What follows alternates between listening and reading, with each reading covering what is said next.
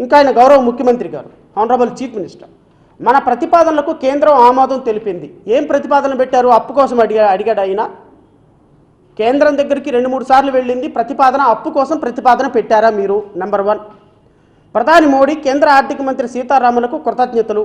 రాష్ట్ర ఆర్థిక సంక్షోభంలో కూరుకుపోయిన దిశలో కేంద్రం చేసిన ఈ సాయం ఎంతో ఉపయోగపడుతుంది.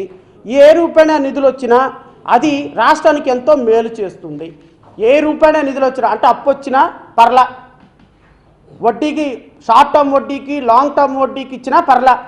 బట్ మనం కేంద్రం ఒక చేయి ఎత్తమంటే 2 చేతులు ఎత్తుతున్నాం కదా పార్లమెంట్లో. తెలుగుదేశం పార్టీ 2 చేతులు ఎత్తుతున్నందుకు మనకిచ్చినటువంటి పెద్ద సహకారం ఏంటి అంటే ఈ రాష్ట్రానికి 15,000 కోట్ల రూపాయలు అప్పు. దీనికి గౌరవనీయులైనటువంటి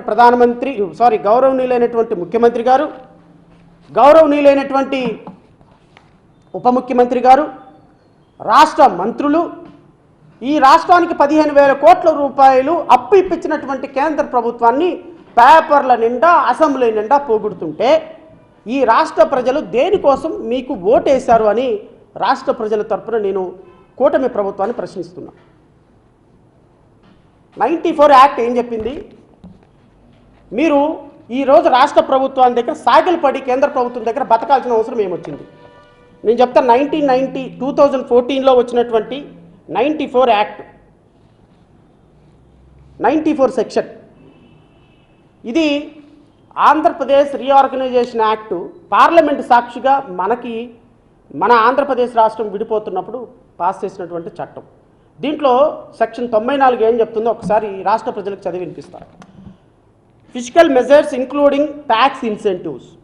the central government shall take appropriate physical measures including offer of tax incentives to the successor states to promote industrialization and economic growth in both the states.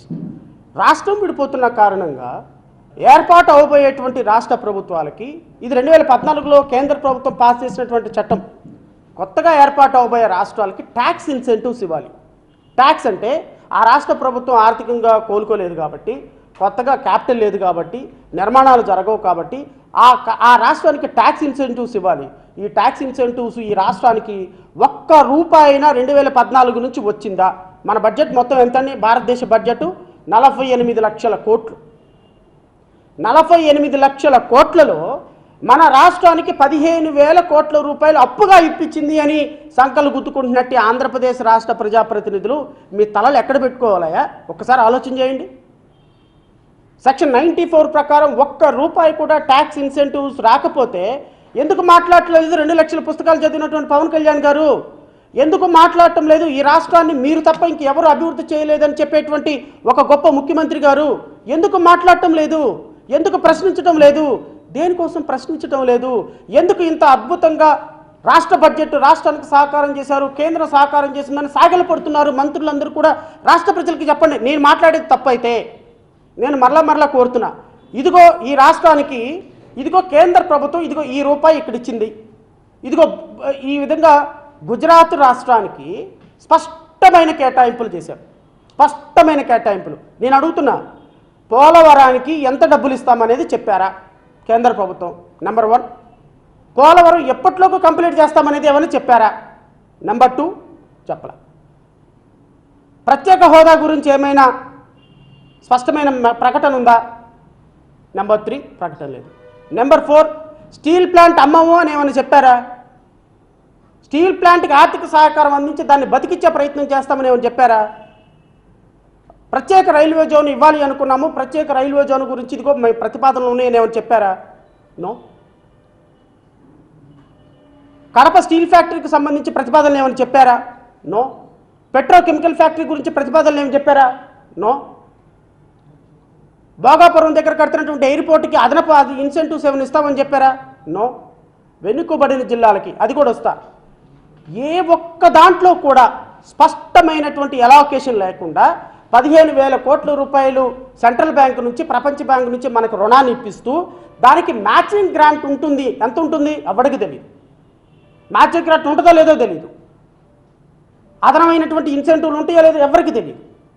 ఇస్తుందో లేదో కూడా తెలియదు. స్పష్టమైన ప్రకటన బడ్జెట్లో లేనప్పుడు no state can ask as a matter of right. This is a business rule, simple rule. మేము ఏమని చెప్పామా 10,000 కోట్లు ఇస్తామని? నో, 15,000 కోట్ల రూపాయలు అప్పిస్తాం, రేపు అప్పు కట్టుకోండి. మీరు ఇప్పుడు 14 లక్షల కోట్లు అప్పు అయింది కదా ఆంధ్రప్రదేశ్ రాష్ట్రానికి, అప్పులో అప్పు ఇంకో 15,000 కోట్ల రూపాయలు కట్టండి. దానికి మేము కేంద్ర ప్రభుత్వం హామీగా ఉండి వాళ్ళకి ఏంటో 15,000 కోట్లు అమరావతితో కట్టుకుంటారంటే అంటారు. బట్ మాకు అవసరం లేదు, మేము కూడా రూపాయి ఇవ్వం. ఆంధ్రప్రదేశ్కి ఎందుకేమో ఇవ్వకపోతే అడిగేవాడు ఎవడని ఉన్నాడా? పీకేవాడు ఎవడని ఉన్నాడా? వచ్చి అందరూ కాళ్ళు పిసికేవాళ్లే కదా. మా దేశానికి వచ్చి ముఖ్యమంత్రులు అందరూ వచ్చి, కేంద్ర మంత్రులు అందరూ వచ్చి, ఇక్కడ ఉన్నటువంటి ఉప ముఖ్యమంత్రులు అందరూ వచ్చి మా కాళ్ళు పిసికేవాళ్ళే. ఎందుకు మాట్లాడాలి వాళ్ళ గురించి? ఎందుకు ఇవాళ ఆంధ్రప్రదేశ్ రాష్ట్ర ప్రజలకి గొర్రెలు ఇష్టం ఉన్నా లేకపోయినా వాళ్ళే ఓటేసేస్తారు? ఇది కేంద్ర ప్రభుత్వం అవలంబిస్తున్న విధానం. రాష్ట్ర ప్రజలు ఒక్కసారి ఆలోచించమని కోరుతున్నా. కేంద్ర ప్రభుత్వంలో అధికారికంగా చట్టం ప్రకారం మనకున్నటువంటి హక్కులను కూడా పొందలేని దౌర్భాగ్య స్థితిలో ఆంధ్రప్రదేశ్ రాష్ట్ర ప్రజలు, తెలుగు ప్రజలు ఉన్నారంటే ఇంతకంటే సిగ్గుచెట్టు ఇంకొకటి ఏమైనా ఉందా అని అడుగుతున్నా.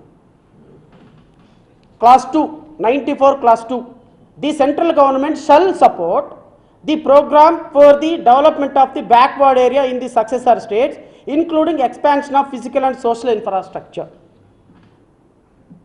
4 జిల్లాలకి 6 జిల్లాలకు 50 కోట్ల రూపాయలు కేటాయించారు. 50 కోట్ల రూపాయలకి 5 కిలోమీటర్ల రోడ్డు కూడా వేయలేం. 5 కిలోమీటర్ల రోడ్డు కూడా వేయలేం. దీన్ని మీరు ఆహ్వానిస్తున్నారా? Number 3, sub class 3, the central government shall provide special financial support for the creation of essential facilities in the new capital of the successor state of Andhra Pradesh, including the Raj Bhavan, High Court, Government Secretariat, Legislative Assembly, Legislative Council and such other essential infrastructure. ఇక్కడ కేంద్ర ప్రభుత్వం ఇవ్వాలి అని ఉంది, కానీ కేంద్ర ప్రభుత్వం మధ్యలో ఉండి ప్రపంచ బ్యాంకు నుంచి అప్పు ఇవ్వమని చట్టంలో ఎక్కడ లేదు. ఒకవేళ మీరు తెలుసుకోకపోతే, ఎవరైతే సోకాల్డ్ 2 లక్షల పుస్తకాలు చదివిన హానరబుల్ డిప్యూటీ చీఫ్ మినిస్టర్, ఒకవేళ మీకు తెలుసుకోకపోతే 14 సంవత్సరాలు ముఖ్యమంత్రిగా చేసినటువంటి హానరబుల్ చీఫ్ మినిస్టర్, ఒకవేళ మీకు తెలియకపోతే 30 సంవత్సరాలు ఎమ్మెల్యేగా చేసినటువంటి హానరబుల్ మినిస్టర్ అగ్రికల్చర్, ఒకవేళ మీకు తెలియకపోతే honourable minister for the central airways Ramurthy Naidu గారు, లేకపోతే నిన్నగాక మన గుంటూరులో నుంచి అద్భుతమైనటువంటి కేంద్ర మంత్రిగా ప్రజా మద్దతుతో గెలిచినటువంటి పెమ్మసాని, లేకపోతే ఆరోగ్య శాఖ మంత్రి, మన రాష్ట్ర ఆరోగ్య శాఖ మంత్రి, మీరందరూ తెలుసుకోకపోతే తెలుసుకోండి. ప్రపంచ బ్యాంకు నుంచి అప్పు ఇవ్వమని చట్టంలో లేదండి. మీరు అప్పు ఇప్పించేసి ఈ రాష్ట్ర ప్రజలకి ఆ సినిమాలో బ్రహ్మానందం 10 పైసలు వేసేసి పో పండగ చేసుకోపో వెళ్ళు అంటాడు కదా పోకిరి సినిమాలో. మీరు ఈ రాష్ట్ర ప్రజల్ని అలా చూస్తున్నారు. మీరు అలా చూస్తున్నారు. పోనీ 48 లక్షల కోట్ల రూపాయల్లో నేను జై భీమ్రావ్ భారత్ పార్టీ నుంచి డిమాండ్ చేస్తున్న రాజకీయ పార్టీలన్నింటినీ కూడా, రాజకీయ పార్టీలో నాయకుల్ని ఈరోజు నువ్వు ఇంద్రుడివి, నువ్వు చంద్రుడివి అని మోడీని లేకపోతే వీళ్ళందరినీ పొగుడుతున్నటువంటి వీళ్ళందరినీ నేను కోరుతున్నా, ఆంధ్రప్రదేశ్ రాష్ట్రానికి కేటాయింపులు ఎలా జరిగినాయో అంకెలు ఏమైనా మీరు ప్రొవైడ్ చేయగలుగుతారా? నో. నీతో నేను డిబేట్కి రావడానికి సిద్ధంగా ఉన్నా. నేను డిబేట్కి వస్తా. దమ్ము ధైర్యం ఉంటే ఈ రాష్ట్రానికి జరిగిన కేటాయింపుల విషయంలో మీరు ఒక స్పష్టమైనటువంటి ప్రకటన చేయండి. జై భీమ్రావ్ భారత్ పార్టీ తరపు నుంచి నేను పాల్గొంటాను. నాకున్న అనుమానాలు మీ దగ్గర నుంచి నివృత్తి చేసుకుంటా. పేపర్లు మీ చేతిలో ఉన్నాయి కదా, మీడియా మీ చేతిలో ఉంది కదా, విశ్లేషకులు మీ చేతిలో ఉన్నారు కదా అని ఒక యామినేషన్ తోటి ఫోటోలు వేసేసి చంద్రబాబు నాయుడు గారిని ఒక మంచి ఫైటర్ లాగా చూపించి కోట్ల రూపాయలు లాక్కొస్తున్నట్టు కొన్ని ఫోటోలు వేసేసి టీవీలో డిబేట్ కార్యక్రమాలు పెట్టారే. నాయన మేధావులంతా వాళ్ళందరికీ చెప్తున్నా, ఇది అప్పుగా తీసుకొచ్చుకుంటున్నటువంటి డబ్బు, రేపు కట్టాల్సిందే. మీరు ఈ అప్పే బడ్జెట్లో అవసరంలా.